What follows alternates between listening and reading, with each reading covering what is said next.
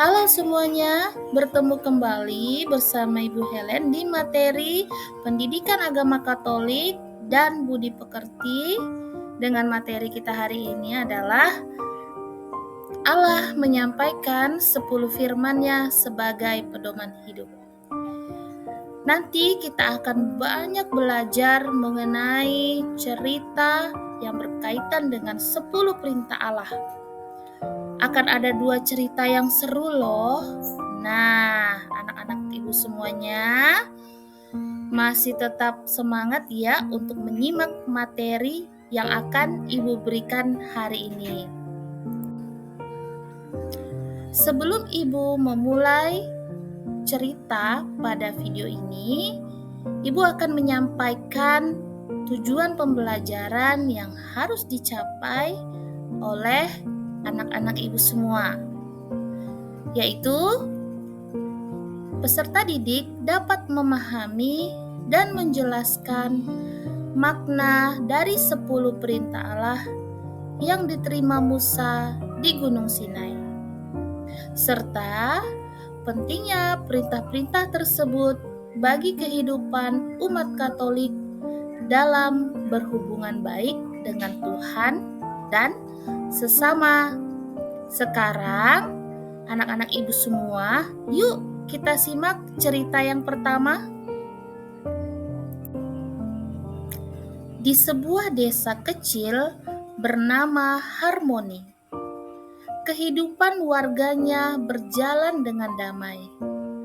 Berkat berbagai peraturan yang telah disepakati bersama. Peraturan-peraturan ini tidak dibuat sembarangan. Setiap aturan memiliki tujuan mulia untuk menjaga ketertiban, keamanan, dan kebersihan lingkungan. Misalnya, ada larangan membuang sampah sembarangan, aturan jam malam, dan kewajiban menjaga kebersihan sungai yang mengalir di tengah desa. Semua penduduk desa, dari yang tua hingga yang muda, patuh terhadap aturan ini karena mereka percaya bahwa peraturan tersebut adalah dasar untuk menciptakan kehidupan yang harmonis.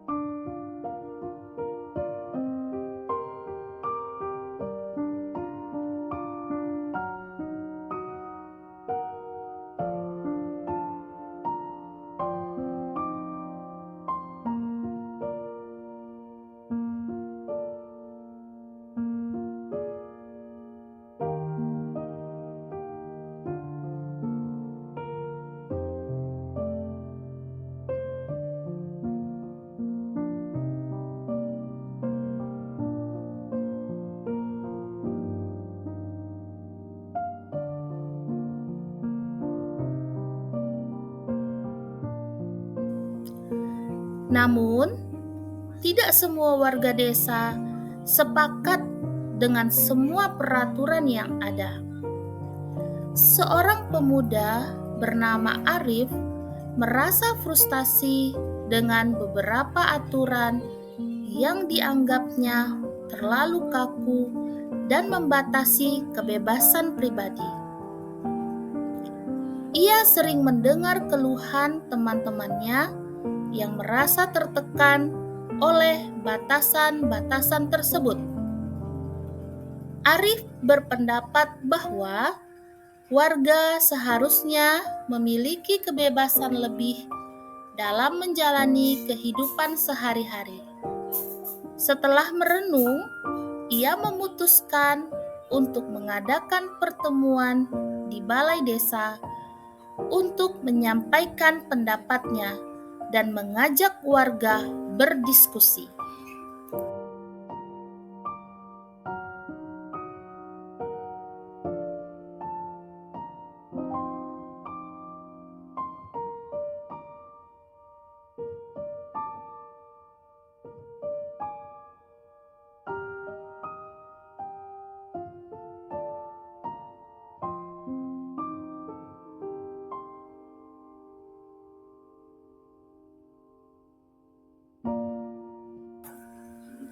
Hari yang ditunggu pun tiba. Balai desa dipenuhi warga yang penasaran dengan apa yang akan disampaikan Arif. Ia berdiri di depan, menyampaikan pandangannya dengan penuh semangat. Beberapa warga, terutama yang sebaya dengan Arif, menunjukkan dukungan.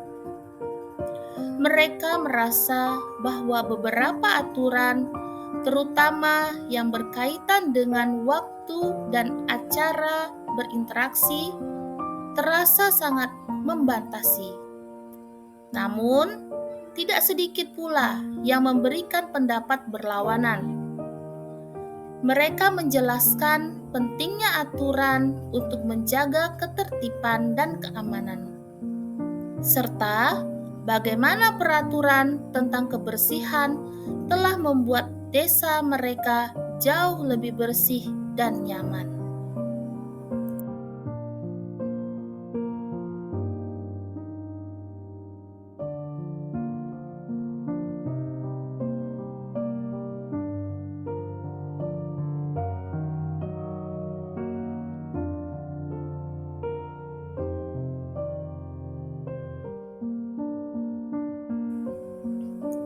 Perdebatan semakin memanas.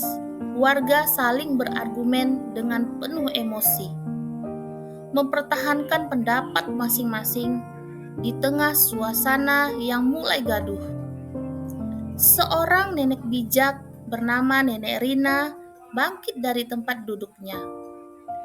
Nenek Rina dikenal sebagai sosok yang penuh pengalaman dan kebijaksanaan, dan suaranya yang tenang berhasil meredakan suasana. Ia mulai bercerita tentang bagaimana peraturan-peraturan itu lahir dari pengalaman masa lalu dan kesepakatan bersama. Ia menekankan bahwa aturan bukan hanya sekedar batasan, melainkan pedoman yang memungkinkan hidup bersama dengan damai dan harmonis. Mendengar penjelasan Nenek Rina, banyak warga mulai merenungkan kembali pendapat mereka. Nenek Rina lalu mengajak semua warga untuk bersama-sama mengevaluasi peraturan yang ada. Mari kita lihat mana yang memang perlu diperbaharui dan mana yang harus dipertahankan, katanya dengan penuh kasih. Usulan ini disambut baik oleh warga, dan mereka sepakat untuk membentuk kelompok diskusi yang melibatkan semua elemen masyarakat, dari anak muda hingga orang tua.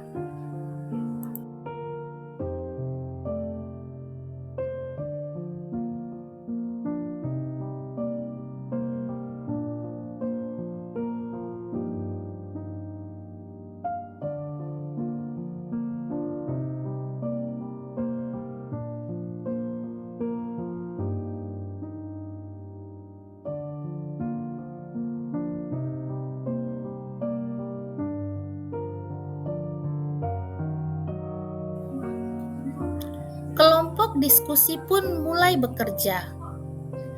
Mereka membagi diri menjadi beberapa subkelompok. Masing-masing fokus pada tema tertentu seperti kebersihan, keamanan, dan kebebasan beraktivitas. Dalam proses ini, mereka saling mendengarkan dan berbagi pengalaman.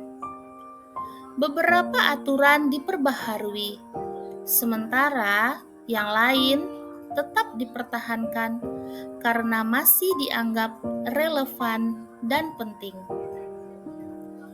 Diskusi berlangsung dengan sangat kekeluargaan, di mana setiap orang merasa dihargai dan didengar.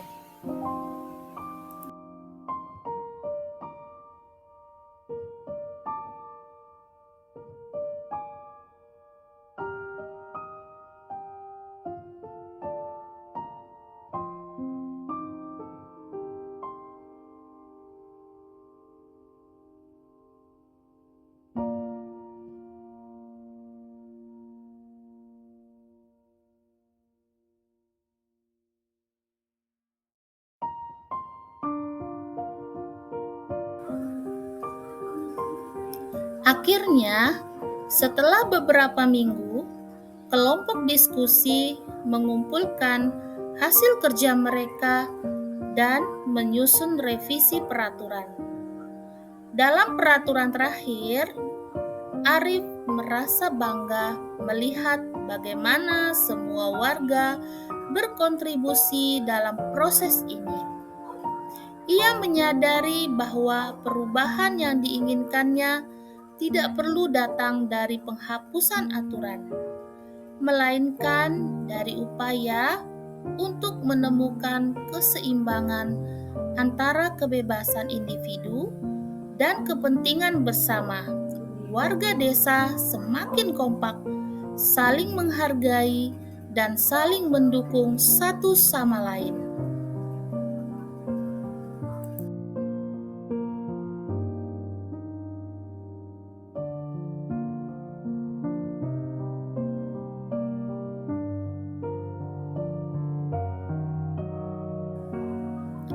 Sejak saat itu, Desa Harmoni tidak hanya dikenal karena peraturannya yang jelas, tetapi juga karena semangat gotong royong yang tumbuh di antara warganya.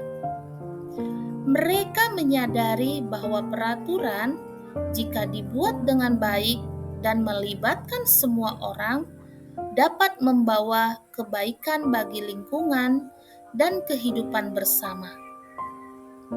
Setiap warga berkomitmen untuk menjaga kebersihan desa, menghormati satu sama lain, dan menjalani kehidupan yang lebih harmonis.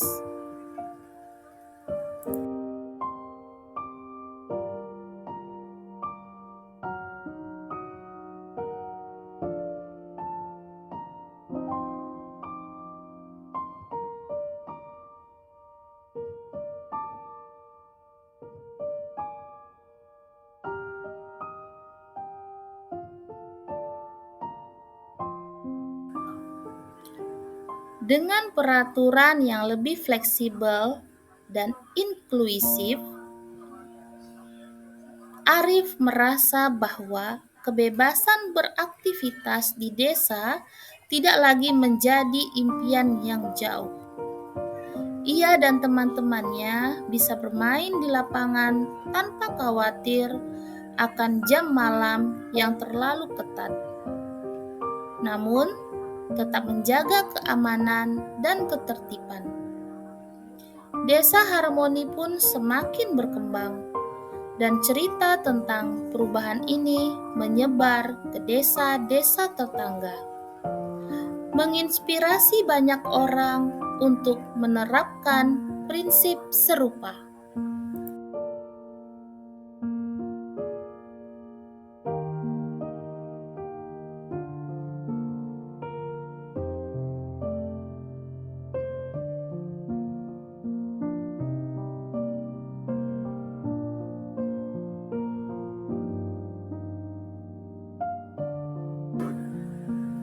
Melalui perjalanan ini, Arif dan warga desa belajar bahwa setiap aturan memiliki alasan dan konteksnya sendiri. Dialog yang terbuka dan kerjasama adalah kunci untuk menciptakan masyarakat yang tidak hanya taat pada aturan, tetapi juga saling menghargai dan memahami.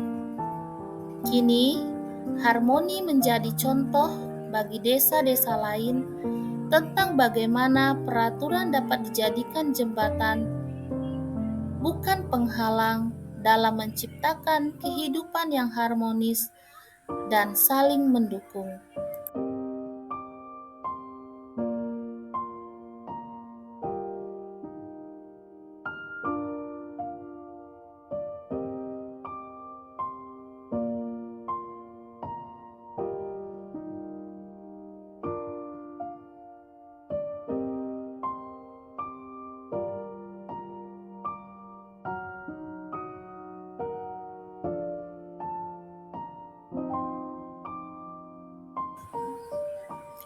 Pesan dari cerita ini menekankan pentingnya keseimbangan antara kebebasan individu dan kepentingan bersama dalam sebuah komunitas. Di desa harmoni, peraturan-peraturan yang ada berfungsi untuk menjaga ketertiban dan keamanan.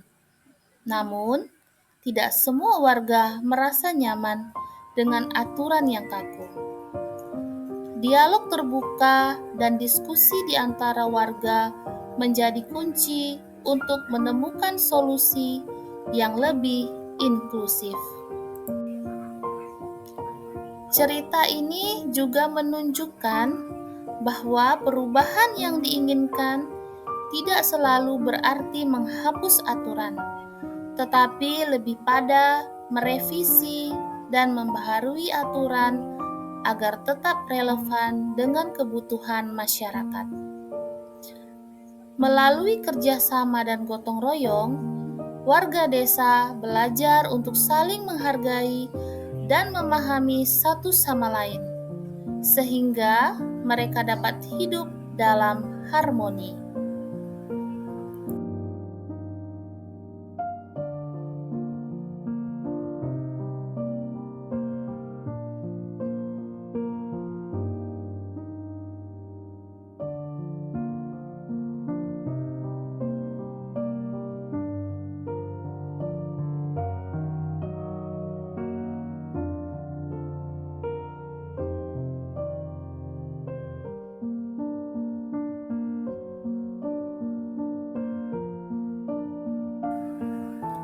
Nah, anak-anak ibu semua, tadi kalian sudah menyimak dan mendengarkan cerita tentang peraturan yang ada di Desa Harmoni.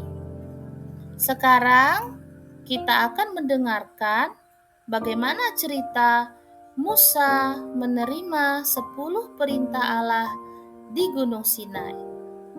Mari disimak.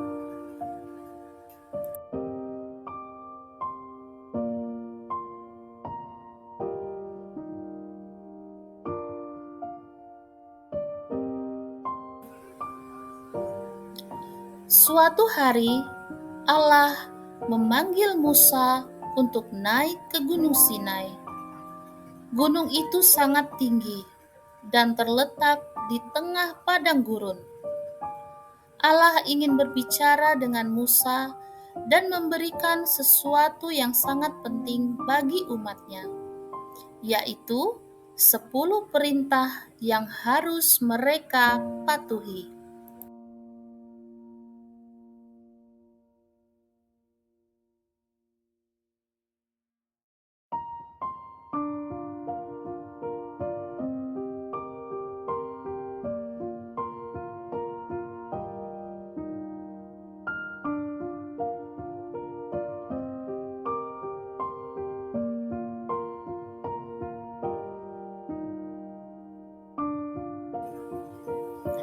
Musa menaiki Gunung Sinai dengan penuh rasa hormat dan takut kepada Allah. Ketika ia sampai di puncak, Allah menampakkan dirinya melalui suara yang sangat kuat. Gunung itu bergetar dan ada awan tebal serta petir yang mengelilingi Musa. Semua orang di bawah gunung melihat kejadian itu dan mereka menjadi sangat takut.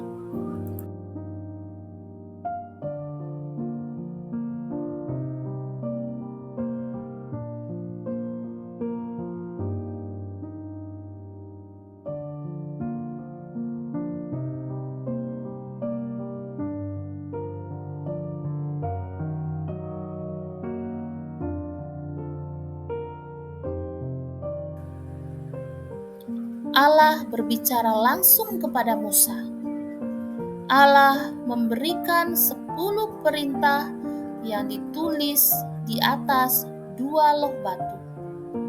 Perintah-perintah ini merupakan pedoman hidup bagi bangsa Israel agar mereka bisa hidup dengan benar di hadapan Allah dan sesama manusia.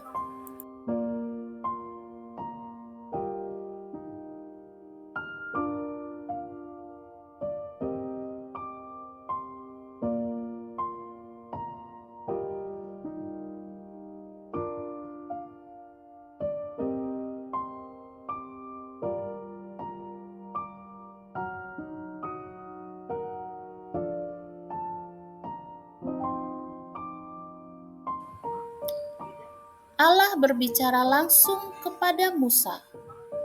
Allah memberikan 10 perintah yang ditulis di atas 2 loh batu. Perintah-perintah ini merupakan pedoman hidup bagi bangsa Israel agar mereka bisa hidup dengan benar di hadapan Allah dan sesama manusia. Setelah Musa menerima 10 perintah ini, ia turun dari Gunung Sinai dengan membawa 2 loh batu yang berisi perintah Allah. Ketika umat Israel melihat Musa, wajahnya bersinar karena ia baru saja bertemu dengan Allah.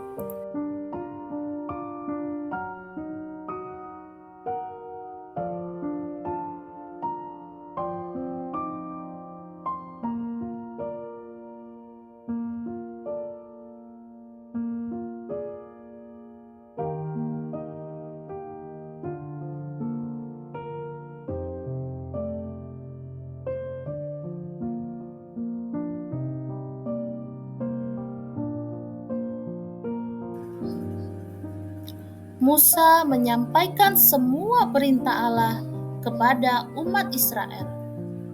Ia mengajarkan bahwa jika mereka menaati perintah-perintah Allah, mereka akan hidup dalam damai dan diberkati oleh Tuhan.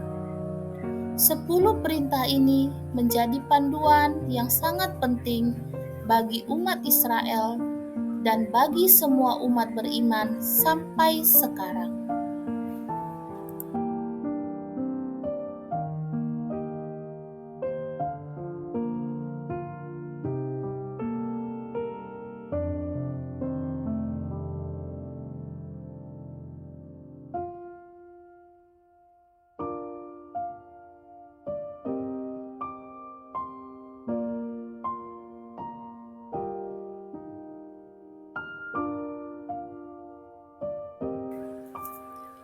Pesan yang sangat penting dari 10 perintah Allah bagi umat Katolik adalah panggilan untuk hidup dalam kasih kepada Allah dan sesama.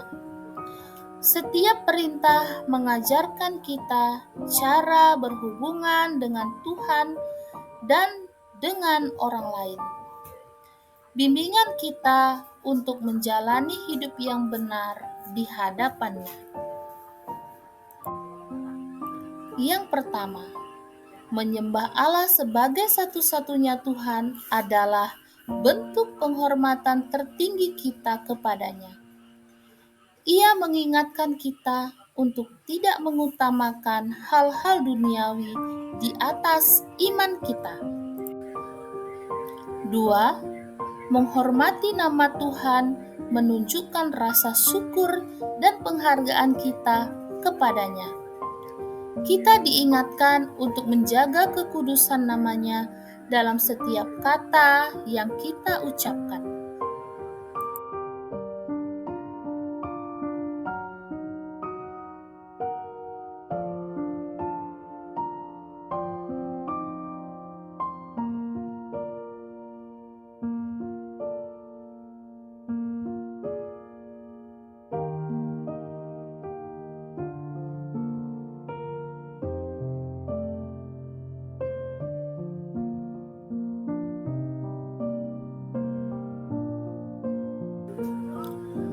3. Menguduskan hari Tuhan, menekankan pentingnya ibadah, mendedikasikan waktu untuk mengenang karya penciptaan dan keselamatannya, serta merawat hubungan kita dengan Tuhan melalui doa dan ekaristi. 4. Menghormati orang tua adalah wujud nyata dari cinta dan ketaatan kepada orang-orang yang membesarkan dan mengasihi kita. Ini juga mencerminkan rasa syukur kita atas karunia kehidupan.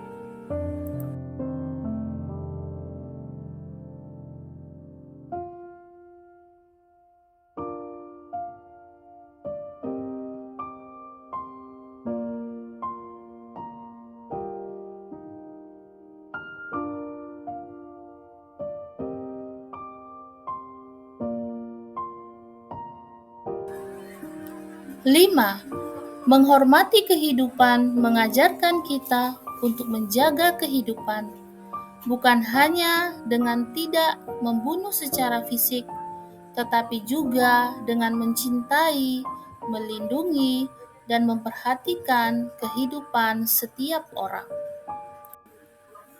6. Kesetiaan dalam perkawinan adalah panggilan untuk menghormati janji suci antara suami dan istri. Ini adalah fondasi keluarga yang kuat dan sehat, yang memancarkan kasih Allah. 7. Menghormati milik orang lain mengingatkan kita untuk hidup dalam keadilan dan menghormati hak-hak sesama, karena mencuri berarti merugikan orang lain. 8. Selalu berkata jujur menuntun kita untuk hidup dalam kebenaran. Berdusta merusak hubungan dengan orang lain dan mengikis kepercayaan yang dibangun. 9. Menghindari keinginan akan pasangan orang lain mengajarkan kita untuk menghormati hubungan perkawinan, menjaga hati kita dari niat yang salah, dan hidup dalam kasih yang murni. Tidak iri dengan milik orang lain menekankan pentingnya rasa syukur dan kepuasan atas apa yang kita miliki. Ini membantu kita menjalani hidup tanpa terjebak dalam kecemburuan yang merusak hati. Pesan yang dapat kita ambil dari kisah Musa adalah, dengan menaati 10 perintah Allah, umat Katolik dipanggil untuk membangun kehidupan yang penuh cinta, kebaikan, keadilan, dan kedamaian. Ini adalah panduan moral yang membawa kita lebih dekat kepada Allah dan mengarahkan kita kepada kehidupan yang suci dan diberkati. Nah, anak-anak ibu semua, kalian tadi sudah menyimak kan 2 cerita yang ada dalam video ini. Yang pertama, Desa Harmoni, dan yang kedua, Allah menyampaikan 10 firman-Nya kepada Musa di Gunung Sinai.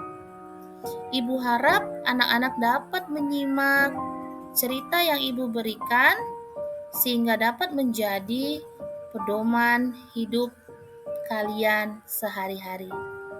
Nah, ibu akan memberikan kalian 5 soal untuk kalian kerjakan dan kalian refleksikan di rumah. Oke, sampai jumpa di video pembelajaran berikutnya. Terima kasih sudah menonton video ini. Tuhan memberkati.